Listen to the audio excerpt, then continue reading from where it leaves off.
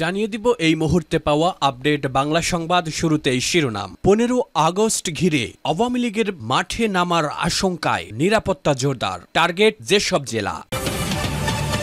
এদিকে দেশে ফিরে মামলা লড়ব, মত বদলে ঘোষণা শেখ হাসিনার, শুনানিতে তাকে নির্দোষ বললেন সরকারি আইনজীবী।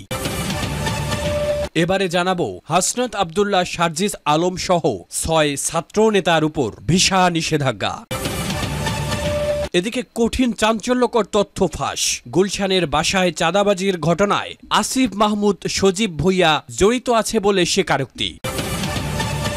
এবং সবশেষে জানাবো চাঁদাবাজিতে কোনো উপদেষ্টা জড়িত কিনা, তদন্তের দাবি সালাউদ্দিনের। শুনছিলেন সংবাদ শিরোনামগুলি, এবারে বিস্তারিত। 15 আগস্ট ঘিরে আওয়ামী লীগের মাঠে নামার আশঙ্কা, টার্গেটে যেসব জেলা। শেখ মুজিবুর রহমানের শাহাদাত বার্ষিকীকে সামনে রেখে 15 আগস্ট ঘিরে গোয়েন্দা সূত্রে পাওয়া আওয়ামী লীগের মাঠে নামার আশঙ্কা মোকাবেলায় কঠোর ও সর্বাত্মক নিরাপত্তা পরিকল্পনা নিয়েছে আইন শৃঙ্খলা বাহিনী। দেশের 7টি জেলা এবং 2টি মহানগর এলাকায় বিশেষ সতর্কতা জারি করা হয়েছে। ইতোমধ্যে এ সংক্রান্ত বিস্তারিত গোয়েন্দা প্রতিবেদন সরকারের উচ্চ পর্যায় এবং পুলিশ সদর দপ্তরে পাঠানো হয়েছে। এরই অংশ হিসাবে গতকাল বুধবার বিকালে পুলিশ সদর দপ্তরে বিশেষ সভা হয়। আইজিপি বাহারুল আলমের সভাপতিত্বে অনুষ্ঠিত সভায় পুলিশ সদর দপ্তরের উচ্চ পর্যায়ের কর্মকর্তারা উপস্থিত ছিলেন। সূত্র জানায়, যেসব স্থানে আওয়ামী লীগের মাঠে নামার আশঙ্কা বেশি সেগুলো হলো ফরিদপুর, রাজবাড়ী, শরীয়তপুর, মাদারীপুর, গোপালগঞ্জ, লালমনিরহাট, চট্টগ্রাম, ঢাকা ও চট্টগ্রাম মেট্রোপলিটন এলাকা। এসব জেলার এসপি এবং মেট্রোপলিটন কমিশনারকে বিশেষ নির্দেশনা দেন আইজিপি। বলা হয়, কাউকে কোনো ছাড় দেওয়া যাবে না, ব্যাপক ধরপাকড় চালাতে হবে, এমনভাবে নিরাপত্তা ছক আঁকতে হবে যাতে কেউ কোনো ধরনের অপকর্মের সুযোগ না পায়। অস্ত্র উদ্ধারে অভিযান আরও জোরদার করার পাশাপাশি শিক্ষক আন্দোলনকে গুরুত্ব সহকারে নেওয়ার নির্দেশ দেন আইজিপি।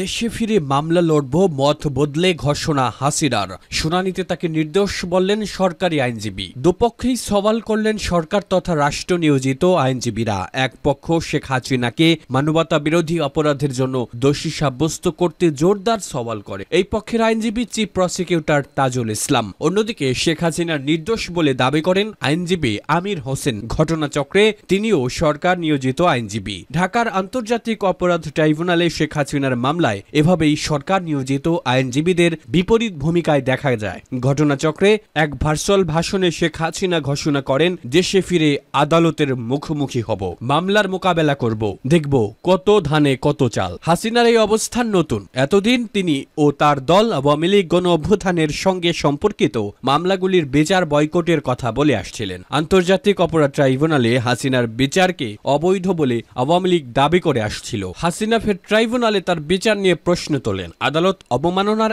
এক মামলায় ওই ট্রাইব্যুনাল হাসিনাকে 6 মাস কারাবাসের সাজা ঘোষণা করেছে। আওয়ামী লীগ নেত্রী রায় নিয়ে প্রশ্ন তুলেও অবস্থান বদলে ঘোষণা করেন, দেশে ফিরে মামলার মোকাবেলা করব। ঘটনাচক্রে এর কয়েক ঘন্টা আগে হাসিনার সুরেই ট্রাইব্যুনালের শুনানিতে তার হয়ে যুক্তি সাজান সরকার নিয়োজিত আইনজীবী। আসলে ট্রাইব্যুনালের আইনে বলা আছে, অভিযুক্ত আইনজীবী দিতে না পারলে সরকার আইনজীবী নিয়োগ করবে। ভারতে অবস্থানরত শেখ হাসিনার হয়ে মামলা লড়তে ট্রাইব্যুনালের বিচারপতি গোলাম মুর্তজা মজুমদারের নির্দেশে বাংলাদেশ সরকার সুপ্রিম কোর্টের আইনজীবী আমির হোসেনকে নিয়োগ করে। ট্রাইব্যুনালের শুনানিতে আমির হোসেন সাবেক প্রধানমন্ত্রীকে নির্দোষ প্রমাণে দীর্ঘ যুক্তির জাল বোনেন। তিনি বলেন, 1973 সালে আন্তর্জাতিক অপরাধ ট্রাইব্যুনাল গঠিত হয়েছিল মুক্তিযুদ্ধে মানবতা বিরোধী অপরাধে যুক্ত অপরাধীদের বিচারের জন্য। বর্তমান ট্রাইব্যুনালের তাই শেখ হাসিনার বিরুদ্ধে মামলা শোনার এখতিয়ার। তিনি বলেন, গত বছর জুলাই আগস্ট মাসে বাংলাদেশে যে ঘটনা ঘটেছে তা যুদ্ধ ছিল না, ফলে যুদ্ধ অপরাধের অভিযোগে মামলা হতে পারে না। ভারত বিরোধী জনতাকে উস্কে দেওয়া ও ভারতের জাতীয় স্বার্থ বিরোধী কর্মকাণ্ডে যুক্ত থাকার অভিযোগে এনে বাংলাদেশের 6 ছাত্রনেতা ও তার ঘনিষ্ঠজনদের ভিসা না দেওয়ার জন্য কালো তালিকাভুক্ত করেছে ভারতের পররাষ্ট্র মন্ত্রণালয়। জানা গেছে, ইতিমধ্যে সংক্রান্ত মৌখিক নির্দেশনা ঢাকাস্থ ইন্ডিয়ান হাই কমিশনে পাঠানো হয়েছে। দিল্লিতে কর্মরত কয়েকজন ভারতীয় গণমাধ্যমের সাংবাদিক দ্য মিরর এশিয়াকে বিষয়টি নিশ্চিত করেছেন। এই তালিকায় আছেন গণ অধিকার পরিষদের একাংশের সভাপতি নুরুল হক নূর, গণতান্ত্রিক ছাত্র শক্তির আহ্বায়ক আক্তার হোসেন, প্রধানমন্ত্রীর বিশেষ সহকারী হিসেবে নিয়োগ পাওয়া মাহফুজ আলম, বৈষম্য বিরোধী ছাত্র আন্দোলনের সমন্বয়ক হাসনাত আব্দুল্লাহ, সার্জিস আলম ও নুসরাত তাবাসসুম। ডিপ্লোম্যাটিক নোটে এই ব্যক্তিদের ঘনিষ্ঠজনদেরকেও ভিসা দেওয়ার আগে যাচাই বাছাই করার নির্দেশ দেওয়া হয়েছে।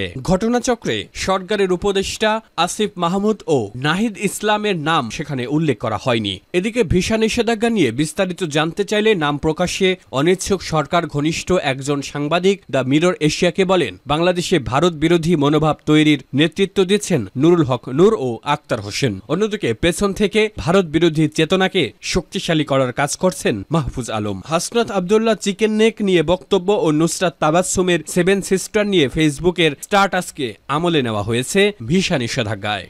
সাবেক সংসদ সদস্য শাম্মী আহমেদের ঢাকার গুলশানের বাসায় চাঁদাবাজির ঘটনায় অভিযুক্ত বাংলাদেশ গণতান্ত্রিক ছাত্র সংসদের সাবেক যুগ্ম আহ্বায়ক জানে আলম অপুর স্বীকারোক্তিমূলক বক্তব্যে স্থানীয় সরকার বিষয়ক উপদেষ্টা আসিফ মাহমুদ সজীব ভুঁইয়ার নাম এসেছে। জানে আলম অপুর দেওয়া এই বক্তব্যের ভিডিও গতকাল বুধবার 13 আগস্ট রাতে সামাজিক যোগাযোগ মাধ্যমে ছড়িয়ে পড়ে। এ বিষয়ে বৃহস্পতিবার সচিবালয়ে উপদেষ্টা আসিফ মাহমুদের কাছে সাংবাদিকরা মন্তব্য জানতে চাইলে তিনি বলেন, বিষয়টি নিয়ে তদন্ত চলছে, তাই এ নিয়ে বেশি মন্তব্য করা উচিত না। আসলে আমার নামটা আসার পর আমি অবাক হই। জানে আলম অপুকে চিনতাম যখন আমি ছাত্র অধিকার পরিষদে ছিলাম 2022 সালে। ক্যাম্পাসে ছাত্র রাজনীতির সাথে যুক্ত ছিলাম, তখন সেও ছাত্র অধিকার পরিষদ করত। সে সম্মিলিত বেসরকারি বিশ্ববিদ্যালয়ের কমিটিতে ছিল বোধ হয়। 2024 সালের 5 আগস্টের পর তার সাথে আমার কখনো দেখা হয়নি। স্থানীয় সরকার উপদেষ্টা আরো বলছিলেন, এই ধরনের একটি অভিযোগ আসার পর আবার আরেক জায়গা থেকে জানতে পারলাম স্ত্রী পরিচয়ে একজন সংবাদ সম্মেলন করেছেন। সেখানে তিনি বলেছেন অপুকে গুম করে নিয়ে গিয়ে জোরপূর্বক বক্তব্য নেওয়া হয়েছে। ঢাকা বিশ্ববিদ্যালয়ের গেস্ট রুমে এগুলো হতো। আমাদের এখানে আয়নাঘর ছিল। 5 আগস্টে গণ অভ্যুত্থানের পর এগুলো অকার্যকর। আবারও সেই প্র্যাকটিসের দিকে যাচ্ছে কিনা একটা শঙ্কার বিষয় আছে।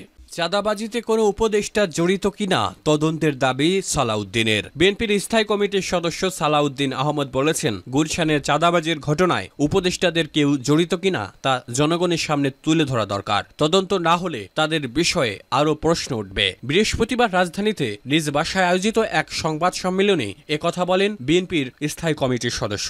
আগামী জাতীয় সংসদ নির্বাচন নিয়ে বিভ্রান্তিকর তথ্য ছড়ানোর বিষয়ে সালাউদ্দিন আহমদ বলেন, যারা নির্বাচন বানচালের চেষ্টা করবে বা বর্জন করবে জাতীয় রাজনীতি থেকে তারা মাইনাস হবে। বুধবার রাতে সামাজিক যোগাযোগ মাধ্যমে বাংলাদেশ গণতান্ত্রিক ছাত্র সংসদের সাবেক যুগ্ম আহ্বায়ক জানে আলম অপর একটি বক্তব্য ছড়িয়ে পড়ে। প্রায় 35 মিনিটের ওই ভিডিওতে অন্তর্বর্তী সরকারের একজন উপদেষ্টাকে জড়িয়ে কথা বলেন তিনি। ছড়িয়ে পড়া ওই ভিডিওটি বিএনপি নেতা ইশরাক হোসেনের বাসায় জোরপূর্বক করা হয়েছে বলে অভিযোগ তুলেছেন অপর স্ত্রী কাজী আনিশা। আজ জাতীয় জাদুঘরের সামনে আয়োজিত এক সংবাদ সম্মেলনে আনিশা বলেন, 31 জুলাই রাত 11:30 থেকে 1 আগস্ট সকাল 7টা পর্যন্ত জানে আলম অপু নিখোঁজ ছিলেন। ওই সময় একটি মোটরসাইকেলে করে তাকে রাজধানীর গোপীবাগে ইশরাকের বাসায় নিয়ে যাওয়া হয় এবং জোরপূর্বক ভিডিও করানো হয়।